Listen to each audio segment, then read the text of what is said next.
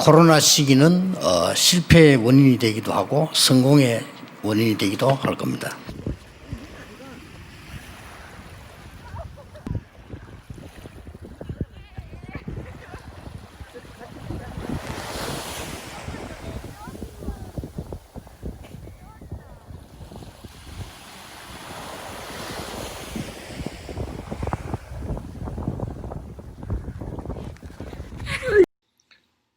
내주는 강한 성이요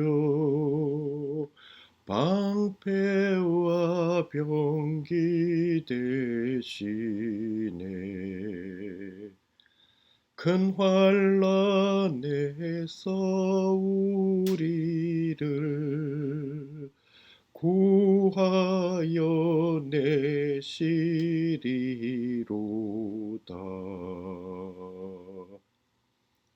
안녕하십니까 엄마 여러분. 2021년 1월 13일 주간 엄마 다락방으로 인사드립니다. 오늘 제가 안 좋은 음정으로 내주는 강한 성이요 라는 우리 루트 목사님의 찬송을 불러봤습니다. 루트는 여러분들 아시다시피 1917년 종교개혁의 횃불을 들었던 목사님이죠. 이 찬송시는 1929년에 루트가 찬송한 곡입니다. 이 중세의 어두움을 우리가 뚫고 개혁의 새벽의 여명이 밝아올 때에 루트가 자신의 모든 생을 이 종교개혁에 바쳤지요. 루트의 이 찬양시를 묵상을 해보면 이 땅에 하나님의 생명이 요동치는 또 그것을 기대하고 그것을 바라고 그것을 기도에 담아서 작시한 곡으로 느껴집니다. 장엄함과 비장함이 서려 있는 찬양이라고 볼 수 있죠. 보통 이 찬양은 종교개혁의 이후에 후대들이 이 복음의 진리를 사수하기 위하여 생명을 초계같이 버릴 때에 이 찬양을 부르면서 더욱더 확고한 신앙을 다짐했던 곡이기도 합니다. 하지만 이 찬양은 다른 이유가 숨어 있습니다.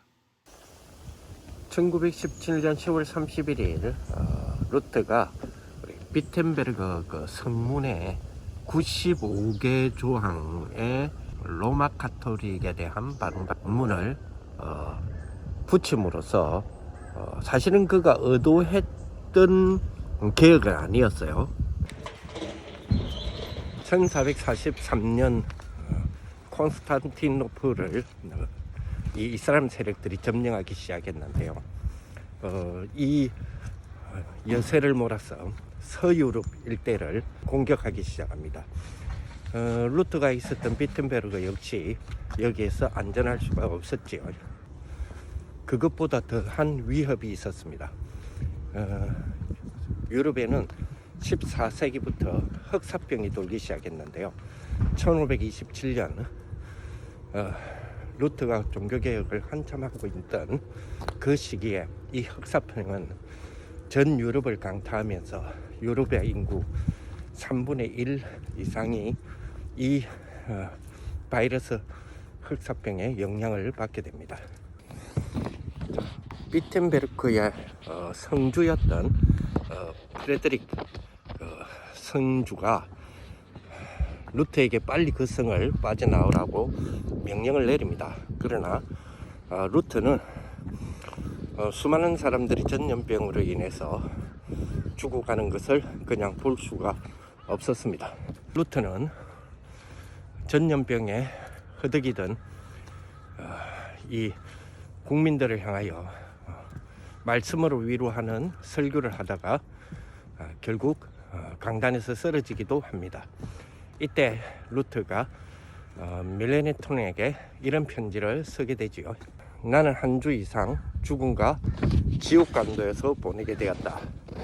내 온몸은 고통으로 불타고 있고 아직도 나는 떨리고 있다. 그러나 믿음의 친구들의 기도로 하나님께서는 내게 인자를 베푸셨고 내 영혼을 저 아래 지옥에서 건져 주셨다 라는 편지를 기록하게 됩니다. 루터는 바로 이러한 상황과 현실 속에서도 도피하지 아니하고 이 흑사병 속에 남기로 결정을 하기로 합니다. 그래서 자신의 집을 환자들의 치료하는 치료소를 내놓기도 하고요. 당시 이 치사율은 75%나 되었기 때문에 이 흑사병은 공포의 대상이었지요. 종교개혁의 영향으로 인하여서 로마 카톨릭의 위협과 그리고 이슬람 세력의 위협 그리고 전염병의 위협, 이러한 위협 속에 이 찬송 내주는 강한 성령을 작시 작곡하게 됩니다.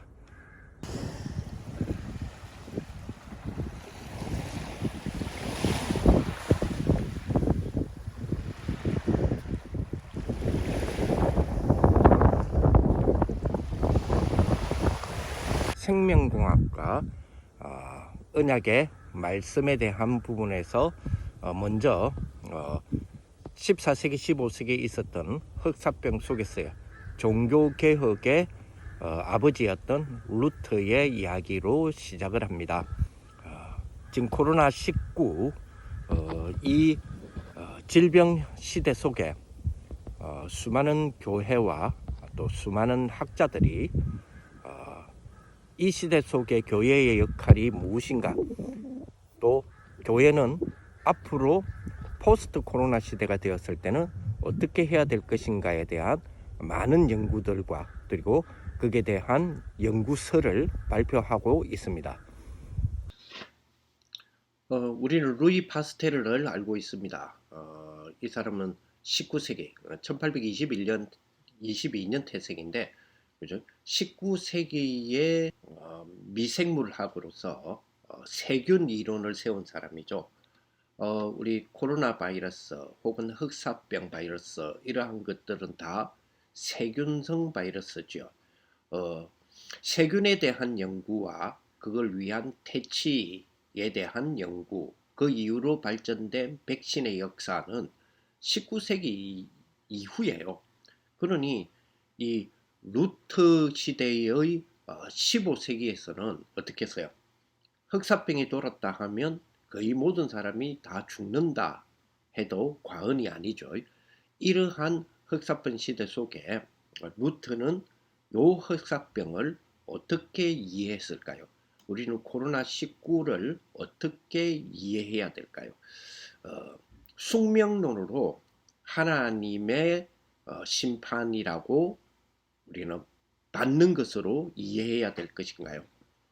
아니면 하나님이 창조하신 세계와 이 세계를 이끌어 가시는 우주적인 하나님의 통치의 방법을 인간의 이성과 과학의 발전으로 세균을 막고 백신을 내고, 그래서 사람들로 하여금 이 질병에 대하여서 방어할 수 있는 면역 체제를 가지게 만드는 것은 하나님의 뜻을 위배하는 도전일까요? 우리는 이러한 고민에서부터 생명공학 산업이라고 하는 부분을 우리는 생각하고 인도받아야 합니다.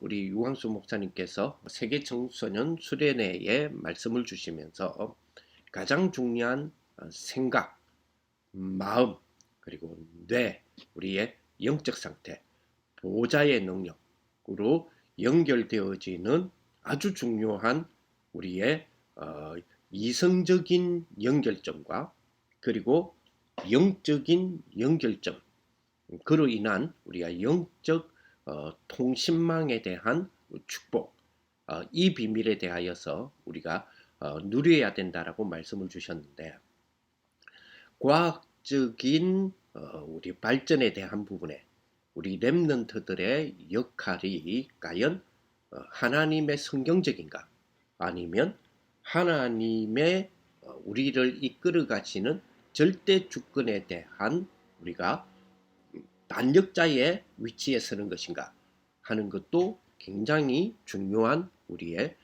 성경적인 언약적인 고찰이라고 생각합니다. 렘넌트 7명들이 왕들 앞에 정인이 되었고 세상 앞에 정인이 된 것처럼 우리 렘넌트들은 이 땅에서, 이 세상 속에서의 정인의 축복이 되어야 될 것인데, 코로나19에 대한 올바른 성경적 이해와 함께 생명공학 산업에 대한 우리 올바른 이해도 해나가야 될 것 같습니다. 코로나 이 기간이 모든 것을 바르게 정리하는 시간표. 얼마나 이게 축복된 시간인지 몰라요. 그러면 다른 사람들 어려움 당하는데 축복이란 말이냐? 비대면 시대 만들지 못하면 앞으로 어떤 산업도 문 닫습니다. 코로나 없어도 그렇게 됩니다. 하나님 우리에게 굉장한 사인을 주는 거예요. 시대 바뀌는 굉장한 사인입니다. 하나님께는 우연이 없습니다. 필연적이죠. 전 세계들이 하나님의 방법을 찾는 그런 시간표를 하나님 만드시는 겁니다.